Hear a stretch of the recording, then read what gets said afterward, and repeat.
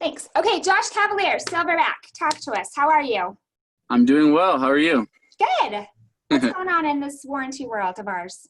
Well, I wanted to share just one thing that happened last night, actually. We talk a lot about our communication piece and how we want to be as involved as possible in your business, as well as taking care of the clients. Last night, I delivered a portable AC unit at 8 o'clock at night down to Harriman. I live in Bountiful, so it's quite a drive, but the client, their AC had gone out. It was going to be a couple of days before we could get a contractor to do a replacement. So that's one thing that we do is we deliver portable AC units that they can put into the window to make sure at least their bedrooms are cool until we can get that new AC, and we're doing a full new install covered by Silverback. So just wanted to highlight that. I didn't know if everybody knew about that. That's one thing that we do until we can get either a new furnace or new AC in. We will take those portable units to them. So that's what I have for today. At all hours of the night too.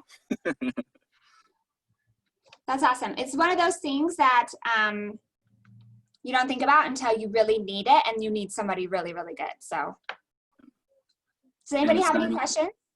90 degrees in your bedroom and you're sweating trying to go to sleep. Exactly, right? It's important.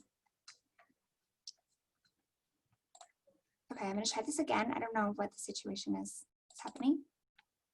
Are you still seeing my staging or not? Are you seeing the slides?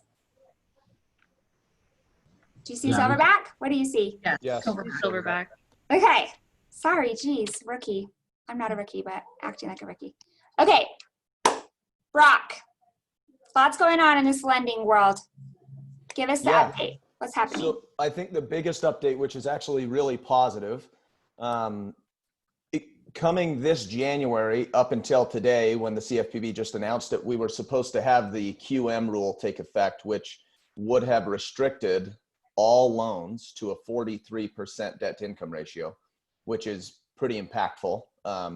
I would say easily half my business is over 43% debt to income ratio. So it's a big number, but they came out and they extended that deadline till April. And then also there's a comment period for the next 60 days, but it looks like they're going to be changing the limits to somewhere between 45 and 48%, or possibly eliminating the limitation on debt to income ratio for loans that don't fall into a higher priced mortgage loan or a high priced mortgage loan, which would be the less qualified people. People with lower credit scores or whatever will tend to have higher interest rates. And so it will account for that. And then there's also a concept of maybe throwing in like residual income like VA does for qualifying. So overall, really good news, because that was a big tidal wave coming that nobody was really talking about in our industry.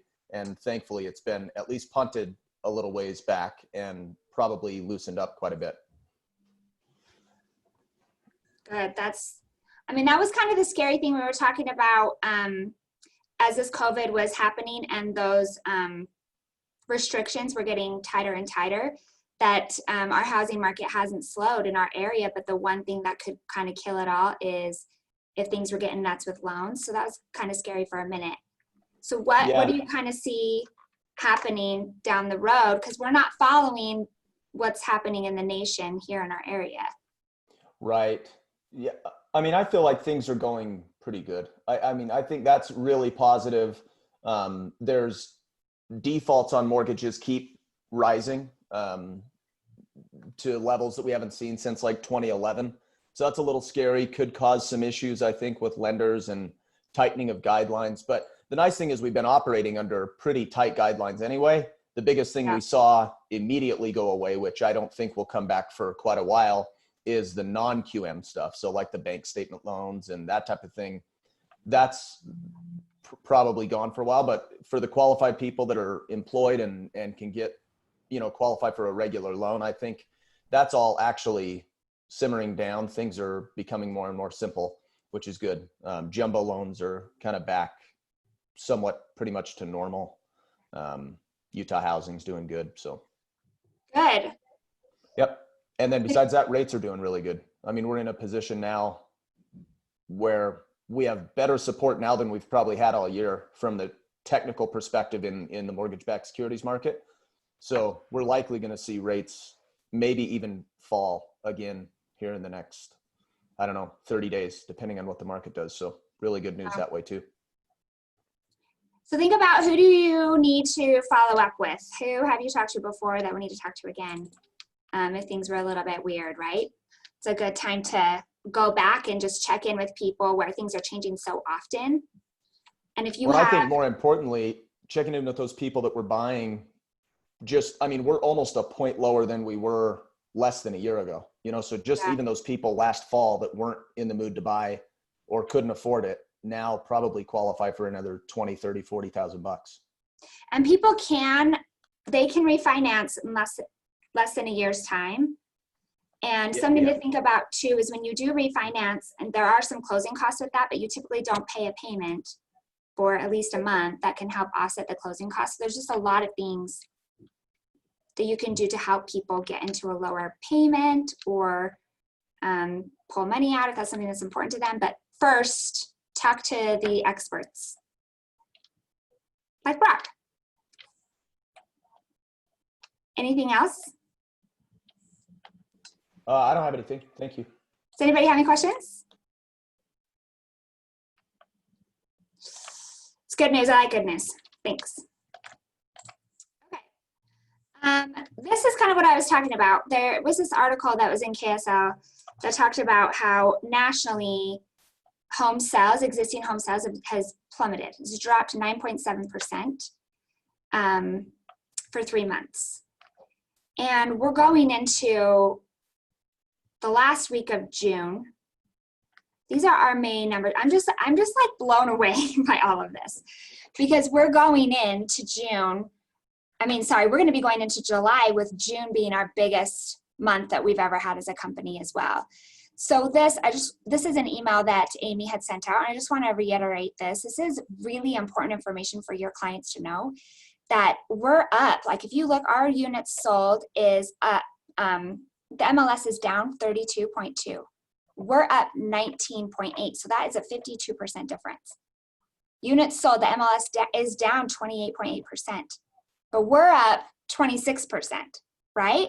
And so Utah overall is doing better than the national market, and then we are doing better than the MLS by like a big shot. And June is following that same trend to be the biggest June we've ever had, which would be the biggest month we've ever had as a company. So it's really amazing to see. I just want to make sure that you really are, it's top of mind, that you're aware of this, that you're a part of this, being a part of our company. This is information that you have that you can share and use.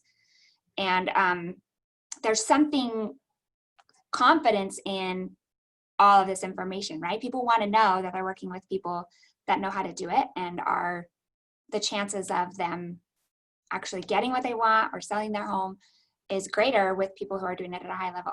Do you guys have any thoughts about this or any questions?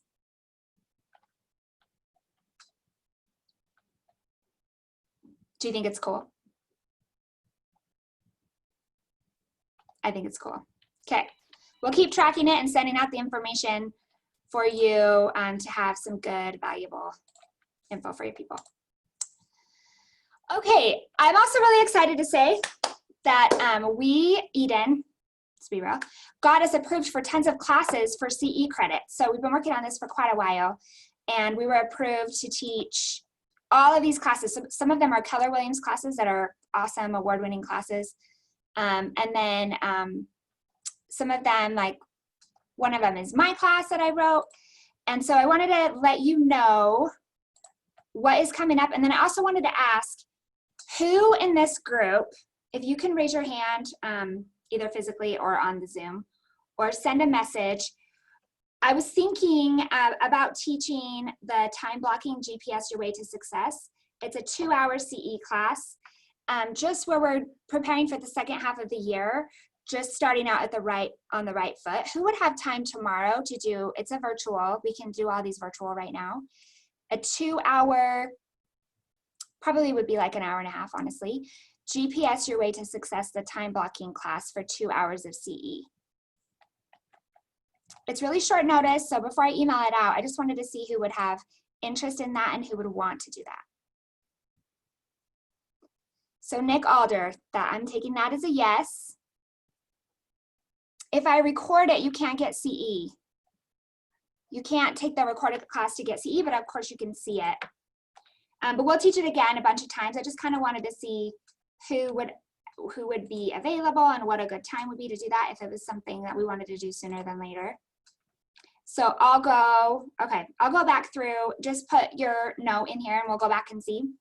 The other classes we got approved were profitability, agent financials. It's a really good class we'll be teaching here soon. Quantum Leap. This class is amazing. Gary Keller's actually teaching it on Thursday. We got approved to teach it for 6 hours CE, so we're going to get that on the schedule. Ignite is now going to be CE, which is awesome, awesome, awesome. The Models of a Millionaire Real Estate Agent, it just goes through, a systematic plan of how to build your real estate business. That's 4 hours of CE. The 6 personal perspectives is, if you've not taken that, it's awesome. That's an hour of CE, and Eden's going to teach that on July 7th for team meeting, and that'll be a 1 hour CE credit. Win with buyers, awesome, 4 hours CE credit. Win with sellers, 4 hours CE credit. And then on July 16th from 10 to 12, I'm going to teach 10 ways to build value in new construction transactions.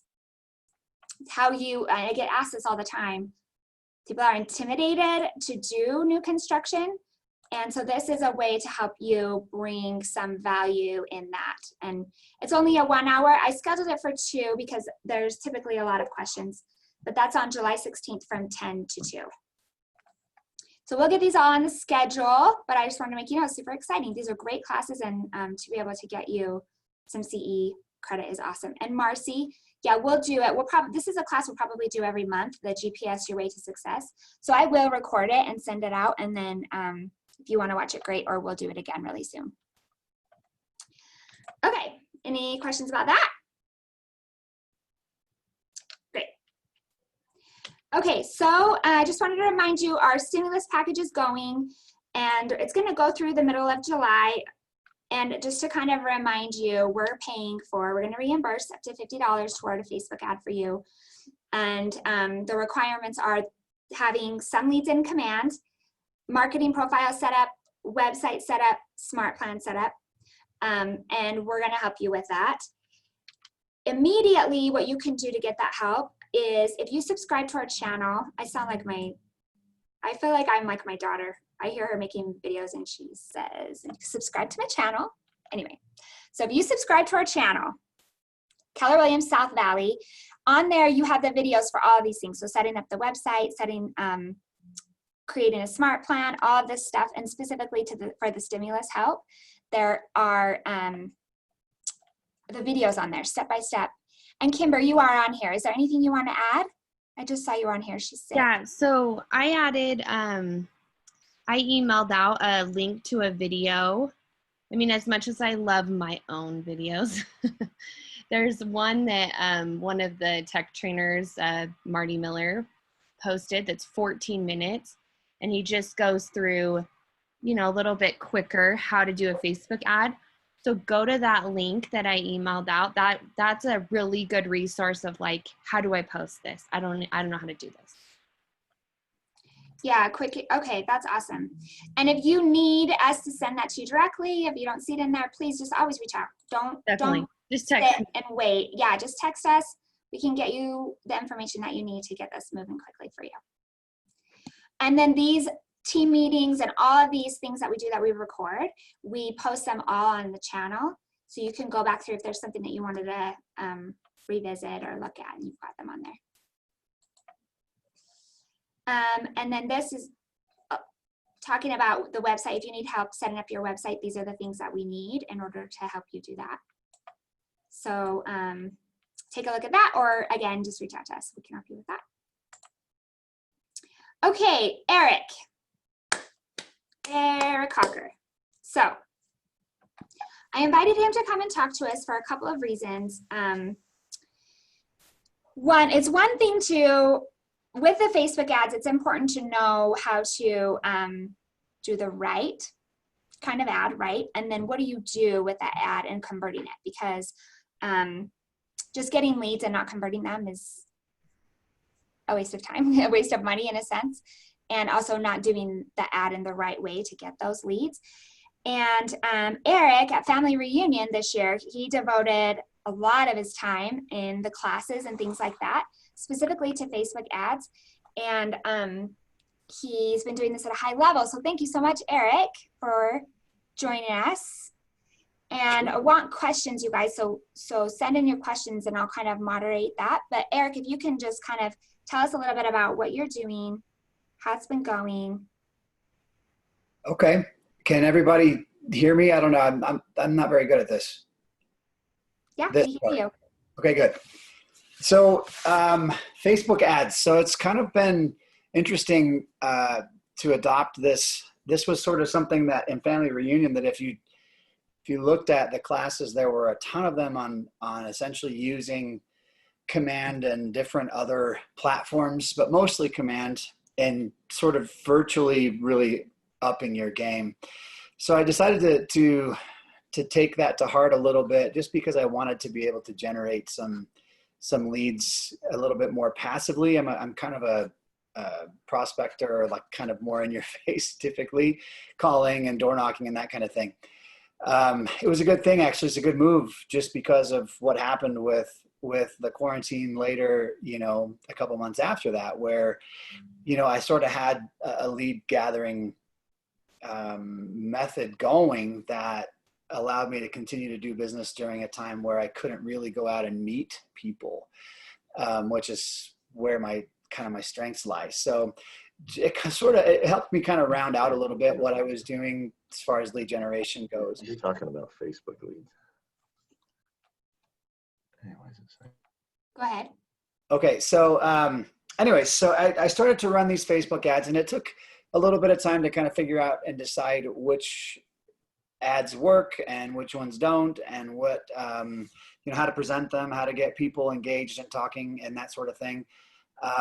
And so after a few tries, I've found a decent little formula that works and brings in leads where I'm able to, and high percentage leads, people with good contact information, people not necessarily ready to buy right now. There's a very small percentage of right now business, but building a database full of people who are thinking about real estate, whether it's an event, whether it's, interest rates, all these things that you can sort of tailor your Facebook ad to, that get you to be able to build a database that has, categories of people, A, B, C, D level type buyers or sellers.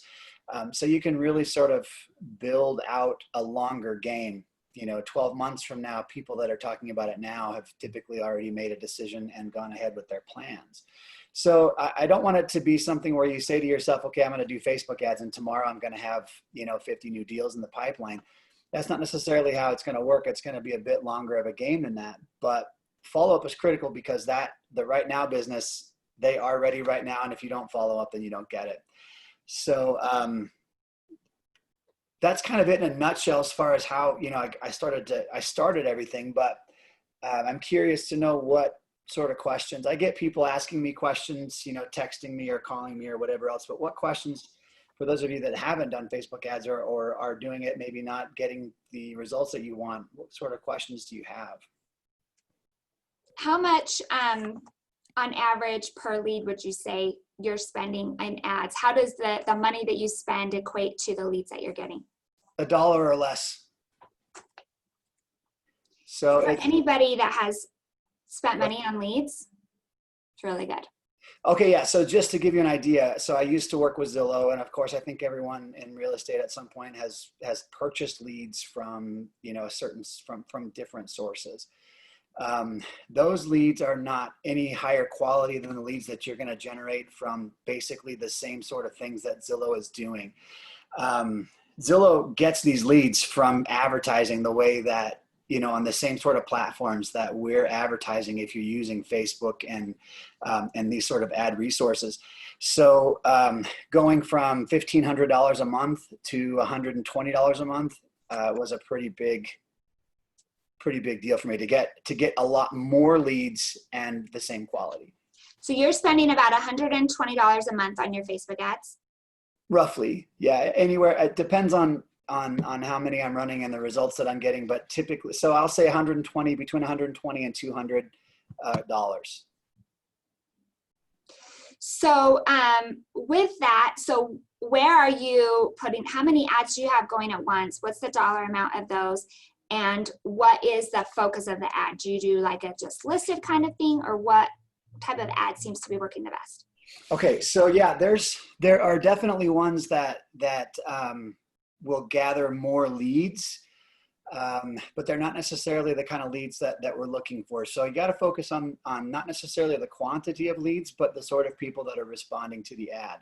Yeah. So I put out, before everything went crazy, I had an event planned, and that was probably my highest response. It was an Easter egg hunt. I had I think I had, I don't know, something like 150 leads that responded on that one. But as you can imagine, an Easter egg hunt isn't necessarily, going after people that are interested in buying a house. Mm-hmm. So I had maybe 1 or 2 leads that were real estate out of that. Then I posted just listed. I maybe get 20 leads out of a just listed, but 5 or 6 of those, so we're talking 25 % of them are people that are actually interested in that listing or a listing like it. And so there are buyers that you can sign that are looking to buy. So the amount of leads, not necessarily, and the cost per lead, not necessarily where you really want to focus. It's what's generating the leads and for what purpose. Got it. So like from those leads, so yeah, follow up with that. So if you're spending 120, do you have multiple ads going at the same time, or are you focusing that full amount on one ad? No. So yeah, it's multiple ads. I'm typically running kind of a cascade of ads. I'll start one about every 5 days or so, and I'll run them for 10 days a piece. So they're sort of overlapping that way. That way 4 of them are running basically per month, 4 to 5 per month. And I'm typically spending $30 to $40 across both Facebook and Instagram. So total $20 a piece. Okay. So if you were to track it like really specifically, and you probably do, how many leads would you say equal a closed deal? How many leads do you go through to get that deal, would you say? So I would say it's going to be a lot like every internet lead that you get. Okay, the conversion rate is not going to be any higher just based on gathering ads or if you were to buy them, right? We typically know that the conversion rate for internet leads is going to be about 1 to 3% of the leads that you get are going to lead to a deal, a right now deal. Doesn't mean that we're not talking about 12 months from now. I'm talking about a right now deal. So you're probably looking at about the same conversion rate, but it's really going to be up to you to make that either be 1% or 3%, and how quickly you follow up with these people because most of these people are typically looking at ads, late at night. They're surfing their Facebook page and whatever else. So you have to be ready for the fact that in the morning time, you have 4 or 5 or 6 people to follow up with immediately. Got it. So like the predictability, the 1%. So if you're figuring out how much money you want to spend, you need to consider, okay, if it's a 1 to 3% lead, then for the now deal, then I'm going to need to I'm going to need to spend this much money to get this many leads to get these many. Right. This kind of thing. Exactly. I mean, I would say a basic rule of thumb would be, depending on, again, what your follow-up practices are and how aggressively you're monitoring these leads that are coming in. I would say that you're going to look at a right now deal about every 50 leads that come in. Does that help answer that kind of to the specific? So for every 50 leads, you can, depending on the quality of the leads, that you can expect to have somebody that's interested now. And it also depends, again, on the ads that you're running. So really be targeted in the ads that you're running. If you have looked at the Facebook, the command, paid ad deal there's a spot down there that lets you specify what sort of things people that are looking at it, that the target audience will be interested in. And it goes anything from, I can't even, I mean, it's a wide range of different things. So you have to kind of go through, there's about 20 different categories in there that relate to home buying. And each and every time, I haven't been able to figure out how to make it a template yet. Each and every time I have to go in there and click those 20 things out of the 100 or so that are in there. Yeah. But it allows me to really target the kind of people that I want to see that ad. Got it. So what would you say would be a big difference between the $20 that you spend or the $30? Is there a big difference in the leads that you're getting or the quality in that $10? Or is there kind of a sweet spot in there? So I have just found that for me, $40 is, it increases the audience that see it pretty exponentially. It doesn't necessarily mean that I'm going to get a basically dollar for dollar return on the leads, but it just increases the exposure by, 4 digits. Basically 1,000 plus people for an extra $10 will see that ad. So I figure for $10, I can cast a wider net by 1,000 people or more. It's worth it. Okay, I love that. So there's a lot of questions coming in, and we're gonna switch gears just for a second. So stay on and keep thinking about the questions that you have. And then a focus too that I want to talk about is on like your follow-up, kind of how you're engaging with them and the scripts that you have with them and how you are kind of how you're getting them to engage with you. We do have a special guest that has a time limit. So she's agreed to come in and chat with us really quickly about 1031. There's a lot going on with 1031. So I wanted to make sure that we did definitely have this opportunity to chat with her. So you guys keep your questions coming in about Eric, and we'll work on the follow-up. But we're going to spend 10 minutes right now talking to Susan, who is an expert with 1031s, and she's going to get us in the loop. Susan, hi, thank you for being here. Hi, everybody. Thank you for having me here today. Just wanted to give you a little background. JLM Corporation is a wholly owned subsidiary of Orange Coast Title. And of course, Real Advantage Title is part of the family of companies in Orange Coast Title.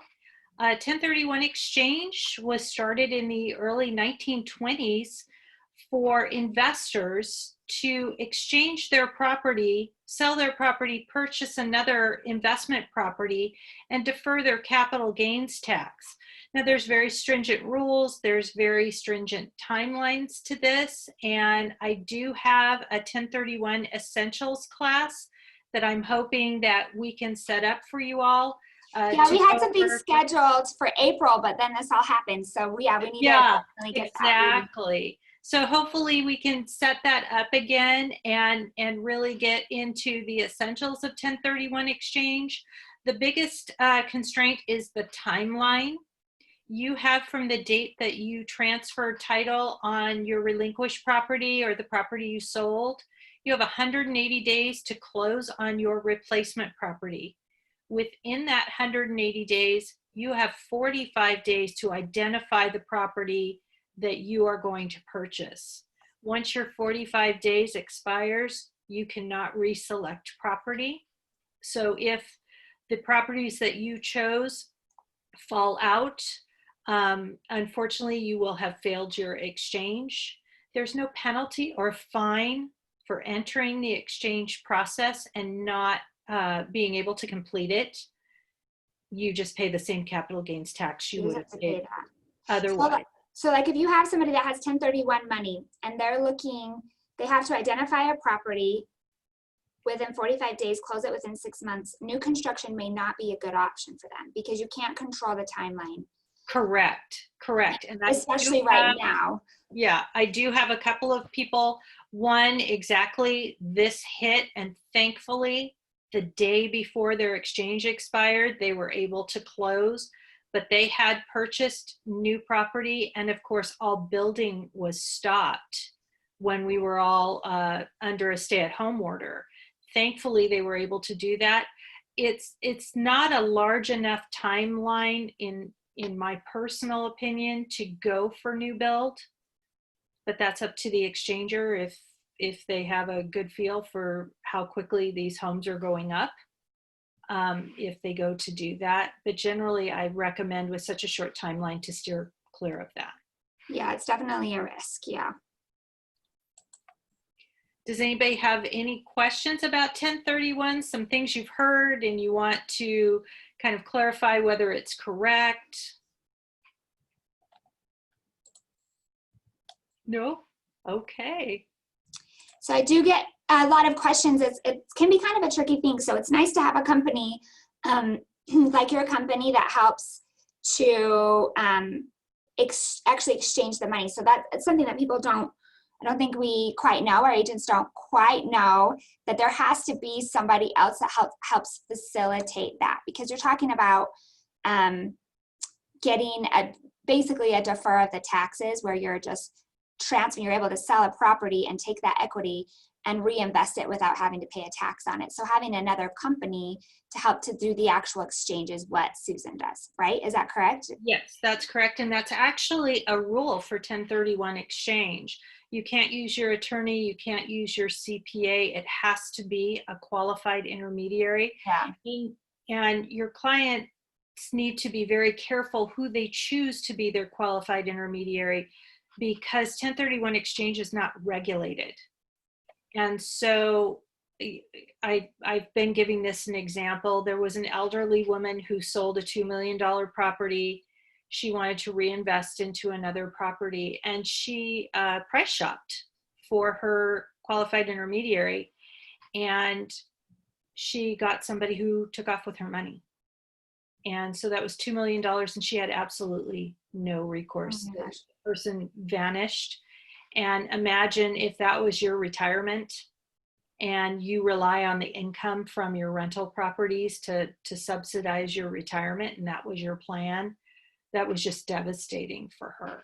So they just need to make sure that they have someone who's licensed, bonded, and insured. We have Orange Coast Title and their on-site legal team behind us.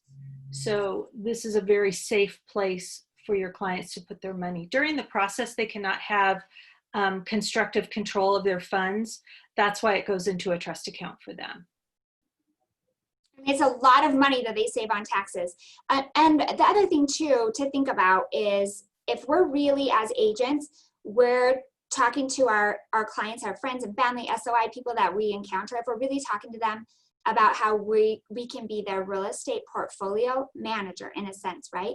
And helping to spark the idea of investment properties, they may be really surprised, especially with, it's almost free money, right, Brock?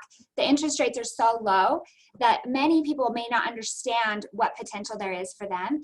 And it seems a bit overwhelming in not understanding how the 1031 works. They may have heard of it, but not quite understand it. This is where you can add value and say, no, like, I've surrounded myself by the experts. I can help you. We can navigate this, and let's talk about the potential opportunity for you and how we can build wealth through owning properties.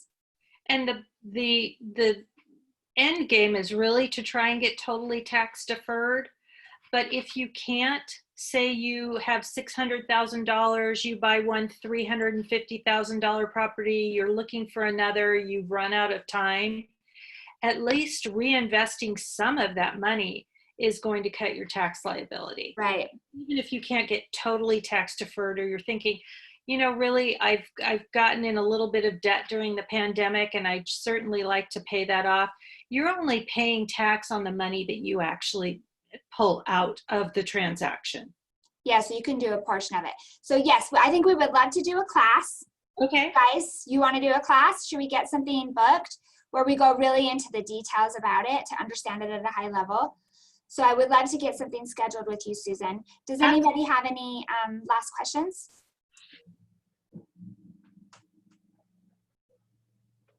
Okay. You'll have a lot more once we have the class, trust me. For sure. I believe that. I believe that for sure. Thank you so much. Appreciate you. Sure. Some time to pop in. Okay, great. Thank you. Have a good day, you guys. Thanks. You too. Bye-bye. Okay. sorry about that. But I do think it's really good information. I've been getting a lot of questions, so we'll keep the conversation going. So, Eric, back at you. Okay. So a question that I have is, there's a couple of questions. One, how do you keep up with those who give you bogus phone numbers? You know, that's kind of part of the 1 to 3%. I'm not talking 1 to 3% of people that you can get a hold of. I'm talking about 1 to 3% total. So yeah, I mean, you're going to get some phone numbers that are bad or whatever the case may be. You just sort of have to roll with the punches. The same is going to be how it is with any other lead service that you have. Okay. And then how do you decide, because there's something that's comes up a lot. How do you decide what your message is going to be? So for example, on a just listed, have you had more success with a more affordable home or a dream home? Or if there's one that, if a more expensive home, does that scare people off, or do they want to see that? What's kind of, have you found anything to be different with that? So my approach always, in my whole real estate career, has been to kind of stick with where the average MLS price range is. I think what's our average now? High 300s. Mm-hmm. And so I find that I want to capture the largest swath of the market that I can. And so I tend to stick in that price range if I'm going to run a Facebook ad. I don't see a lot of people surfing Facebook ads if we're talking, $500,000, $600,000, $700,000, $800,000 house. They do. It does happen. The quality of those people, the quality of the leads for the higher priced homes are going to be a little bit better, just because those people are typically more serious, kind of more put together in their buyer, profile, all those things. And so, if you are running those, don't expect a ton of leads, but you can expect some better quality there. So it just kind of depends on which way you want to go. They're both worthwhile, but you're going to get the volume, your cost per clicks, all that kind of stuff is going to be down with a little bit lower priced house that kind of is in line with the average in Utah right now.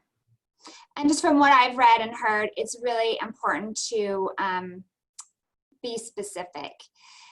So like really targeting something, whatever it is. So not just, hey, do you want to buy a house? I can help you with any house of any price point in any area.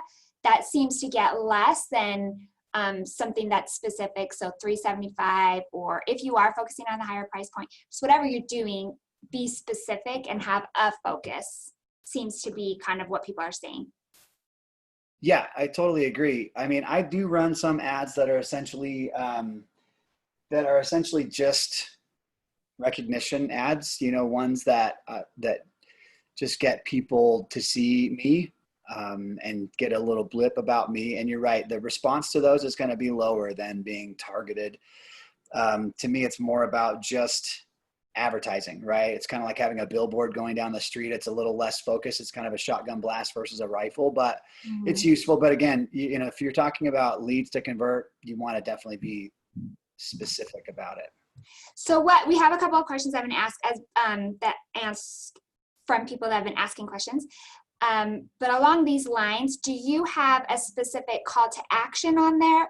How are you capturing the leads? What's kind of driving people to want to put their information in?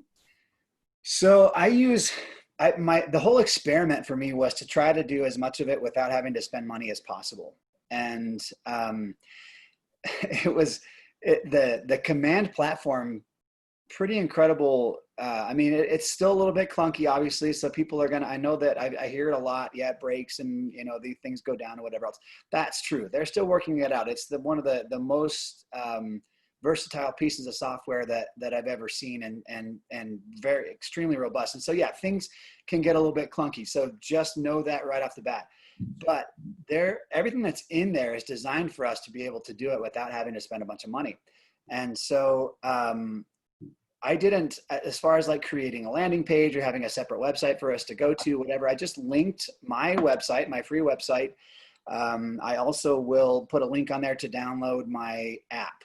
And those two things are unthreatening. They're non-threatening to people. And so they typically, you know, a real estate app, why not? I mean, they download Zillow and Realtor.com apps all the time. It's Yeah. essentially just something that they can throw on their phone, and I get a notification when they download it. So it's, you know, non-threatening ways like that. People that have downloaded my app, those are easy. I can call them and say, hey, I saw you downloaded my app, or I can send them a text, hey, thanks for downloading my app, and initiate a conversation that way. So because it is kind of a passive touch, right? We're talking about somebody clicking on something in the middle of the night while they're laying in bed surfing Facebook.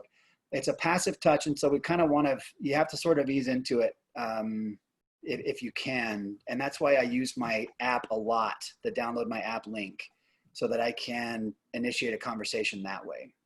Awesome.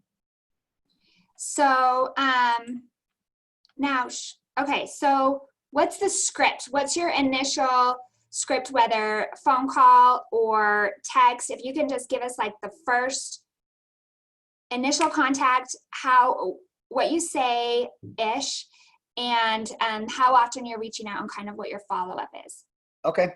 So yeah, my initial is just a thank you. It's always a thank you because I figure if they spent the time to click on something that they have no idea who I am or what I'm doing, other than just a little Facebook ad, it's always a thank you for whatever contact they made with me. And then I put them on my, if you look in the template smart plans that are out there, there is a download my app smart plan. I'll put them on that. And so they get an email and a text I think it's every other day. And there are 3 or 4 contacts in there. So immediately they are on that. So they have the opportunity to download my app. Once they've done that, then I can sort of start to, this is just ways to kind of vet them, right? If they ignore all of that, they're not downloading the app, I'm going to give them a phone call at the end of that smart plan and see what they're, you know, I'm just trying to be as non-invasive as possible, right?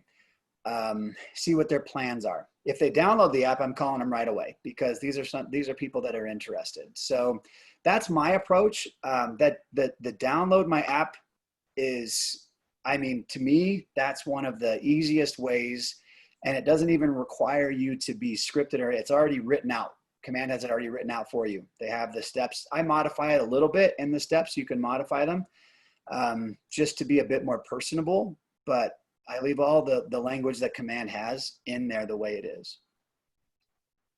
Awesome. So then what would your follow-up be with your beyond that? So do you put them on, let's say that, let's go 2 ways. One, they're interacting with you, so they downloaded the app. What's your next action with them? What does that look like? And then also, when you call them at the end of the smart plan, if they haven't downloaded the app, what does that look like? So if they download the app, I'm considering them a buyer. So I'm going to put them on my buyer consultation list, right? So all the scripting that I have from there is going to be regarding buyers. So my initial contact with them will be to set a buyer consultation. And obviously, since we're not meeting in person, you know, however you're doing that, that's the way you want to go. This is an interested buyer. Somebody's looking, has a reason to download your apps and look at homes. So I'm initially right away going to my buyer scripts. And if you need those, they're all in Command. I honestly, like, I'm trying to make Command, I'm trying to be like one of those agents where I can just do everything straight out of the platform that KW has and just be able to say to everybody, this works for everything that you need. So that's kind of my experiment this year, is to make Command work for everything. So the scripts are in there, you can get them. As far as the people that are not engaging, right? These are people that, first of all, you have to, if they're not engaging, you need to then make a phone call to make sure that the phone number is even correct. You're going to find that probably, well, I mean, I guess it depends on the ad, but there's a decent percentage of people that will leave in bogus phone numbers, and that's fine. That's going to be the case with any lead platform that's out there. But what would you say that is ish? Like, you get 50 leads. What would you say the percentage of those would be bogus info? It really depends on the ad. Some ads that are way more focused, like I say, you get less leads, but you get a lot more quality type leads. I guess if I were to go across everything, I would probably say, in my experience so far, probably it's a low number. I'm surprised at it actually, but it's less than 50% is bogus. So sometimes I'm seeing like 10% is bogus. Sometimes I'm seeing 40%. You know, it depends on the ad. But people, because it's Facebook and it's really not, it's non-threatening. It's easy to leave. There's just a Facebook landing page. It's a phone number and an email, and a lot of people will leave it. Cool. So if they don't, if they don't call, then I'm calling them to see if that phone number is right. If it is right and I can get a hold of them, then I'm just essentially from there introducing myself, right, as the person who put the ad out, first of all, because they don't know who I am. And second of all, I'm asking them about what their plans are. It's basic. It's going to essentially be the same script as a cold call script, right? Only you have a reason to talk to them, which is that they registered from your ad. But you have to then decide, you know, try to find out what their wants and needs are, right? Why did they click that thing? And so your script is going to be more, you know, geared toward what are your real estate plans, you know, the cold call scripts that we have. Awesome. I love that. So you've done other lead sources in the past, other online lead sources. What can you tell us maybe what you've done in the past and how this kind of compares and pros and cons for doing this versus some of the other online lead sources you've done? Sure. So the biggest, I would say, I'll start with the con. Biggest con I would say to this sort of lead generation is that you have to take that lead from very beginning to very end, right? It comes in completely raw. And a lot of these other lead sources that are out there, there's some vetting that happens before it hits your desk, right? Mm-hmm. So that's going to be probably the thing that will deter people the most from this, and not because it's super hard, but just because most agents are really bad at follow-up, including myself. Mm-hmm. And so it just is another step in follow-up to try to get these people to do, to get them from a raw lead to all the way where you want them to go. So that's the con. The pros, by far, the amount of leads that you get, by far the amount, the cost that it is, the difference. I mean, like I told you, it was $1,500 a month, and that was for like a couple of really not great zip codes. For Zillow? For Zillow, yeah. Now, go ahead. You've done Land Voice also. Yes. So I still use the for sale by owner and that kind of stuff. That's kind of my, I do all that stuff but that's really cheap. That's $140 a month. But the lead sources, I mean, we're talking super expensive, and they use the same exact ways to generate leads as what we're talking about here. They just have a team of people to follow up with them and then land them on your desk. So I would rather pay 50 cents or $1 a lead than $100 a lead through these people. Awesome. All right. Have you done any interest rate or mortgage? I know people have been getting a lot, like no closing costs, Keller Mortgage. That's kind of been a help. Have you done any lender type of?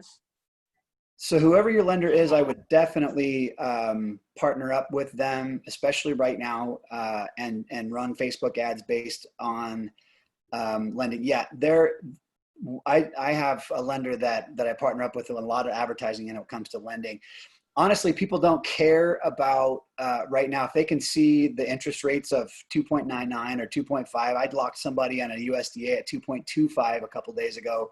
I mean, we're talking about, crazy low interest rates, nearly free money. People, I mean, when you talk about something for free or really close to free, that's going to garner a lot of attention. So get something with your real estate agent. In fact, mine will pay for half and sometimes just all of it if her name's on it, to advertise those things, and you'll get a lot of traction that way. Awesome. So did we, from the questions that you sent in, guys, have we asked them specifically? Are there any follow-up questions that you want? Any other information that we need from Eric?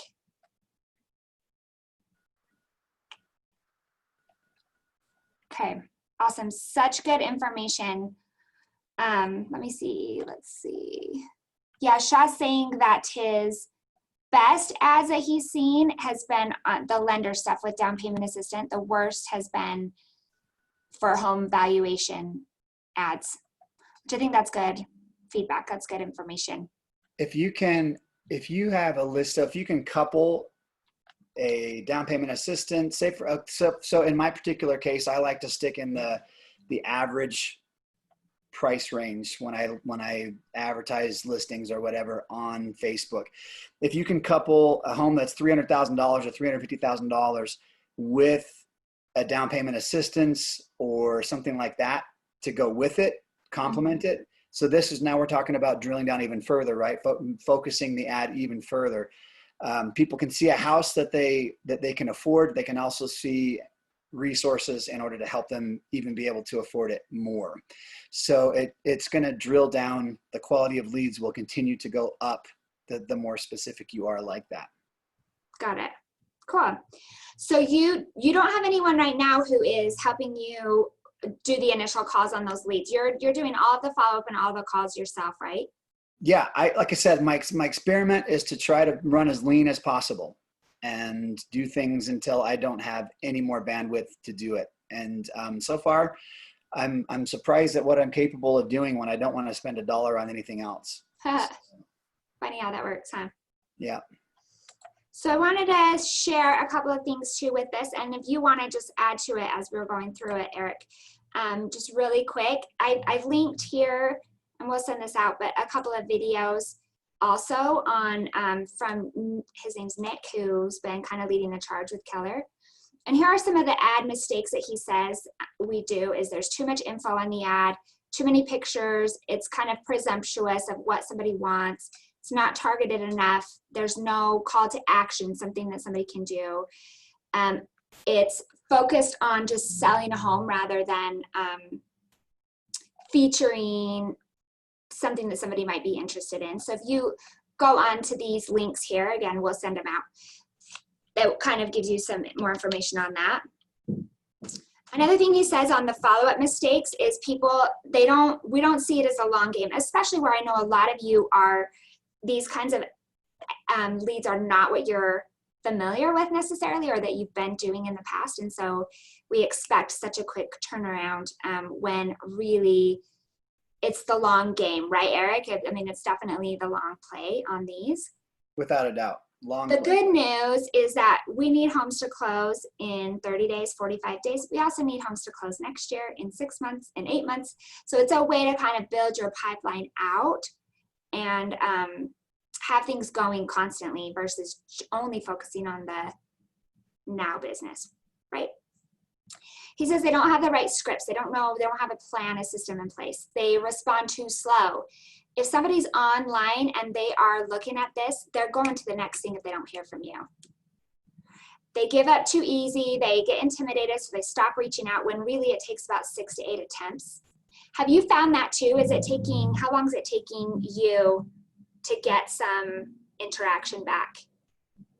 Definitely at least 5. I mean, sometimes more. And sometimes I think they just answer because they're like, who the heck is this? Yeah, what do you want? Yeah.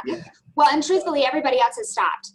So if they're reaching out to you, they're reaching out to other people too. And around that 5 mark is what he says, is that everybody else has stopped reaching out. And you're continuing to.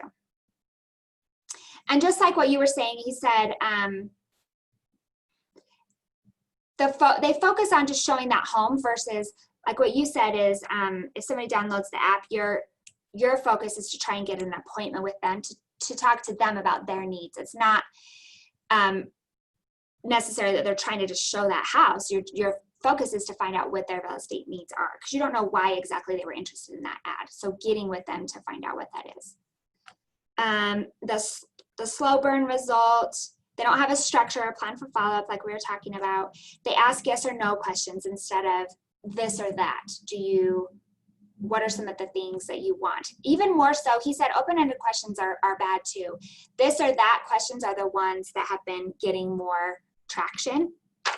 Would you prefer to live in the city or in the country, would you like a large yard or a small yard? Those kinds of things have been getting more traction.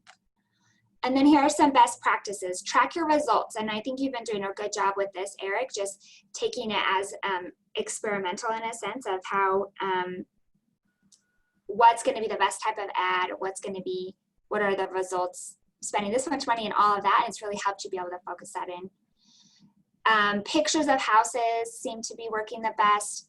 Consider the demographic. So if it is like you, Eric, with the price point, having that call to action, focus is to engage, to get them to respond to you and that you are responding back. That's what the focus is. It not, I'm going to find out if you're a buyer. It's, I'm going to get you to engage with me, right? Would you say that's kind of how it is, Eric? For sure. And that's why I use the app. I want them to initiate that. Awesome. Use a keyword. So whatever that's going to be. So app. So with that app, maybe something like search for your home anytime, like at 3 in the morning, you can find the information that you need, that sort of thing.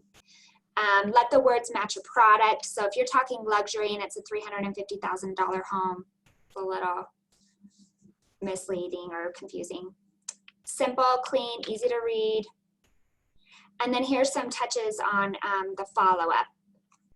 Just kind of what he does, and I'll send this out so you can see. And he always says, I'm sure you're not looking to buy right now, but I wanted to help you get this app to see, so you can see what's going on in your neighborhood, that kind of thing. The other thing that stood out is they use emojis and GIFs a ton.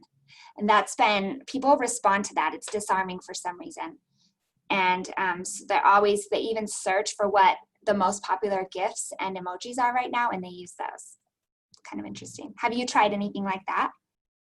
I use a lot of emojis. It's kind of weird because I'm like a 6'2", 240-pound guy, and I'm using like little smiley faces, and it always kind of feels a little weird to me. But I found that it is so disarming for people. That's funny. And they also say that text and offering education for the process, those two things have been they've been getting the most engagement out of texting versus calling. Have you noticed a difference with that? Without a doubt. I text probably 90% of the time that people respond to me is via text. Interesting. Trying to see if there's anything else on here we should look at.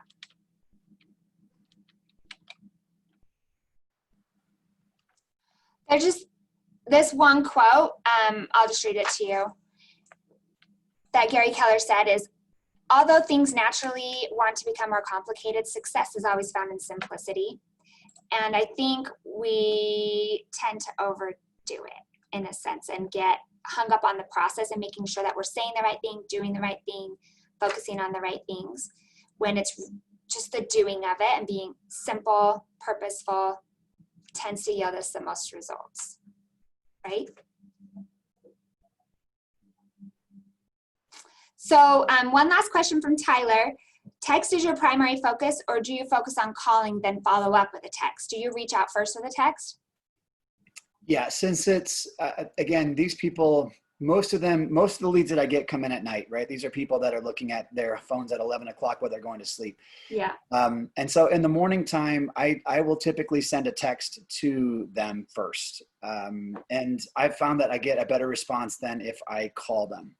So yeah, they've kind of passively looked at a billboard on Facebook. And so I'm a little bit more passively than I'm used to engaging them with a text before I call. Awesome. This has been super helpful for me. I've written a whole page of notes. So anybody else, any other, thanks, smiley face emoji, Tyler. He's learning. See what a fast learner he is. What other questions do we have? I know we went over a couple of minutes. Is there anything else? Anything you want to add or any last minute questions? I have a question. So it seems like when I was trying to last do an ad through command and I was trying to add an emoji, it didn't show up. So right? Emojis on your follow-up, like your text to them. That's where the emojis are, right? Is that right, Eric? That's right. Yeah, any of those little things like that on the ad, I haven't put there. I get the feeling that it would be a little bit distracting anyways. But yeah, when you follow up, for sure, like little smiley faces, happy little laughing guys, whatever else, a ton of those. Perfect. Okay, well, you guys, I recorded this, and then I'll send out the slides also, so you have some of the specific information. But reach out. Thank you again, Eric. You're welcome. You're wonderful. Thanks for being a guinea pig on this. We appreciate it a ton. You bet. Okay, have a good day, everybody. We will talk soon.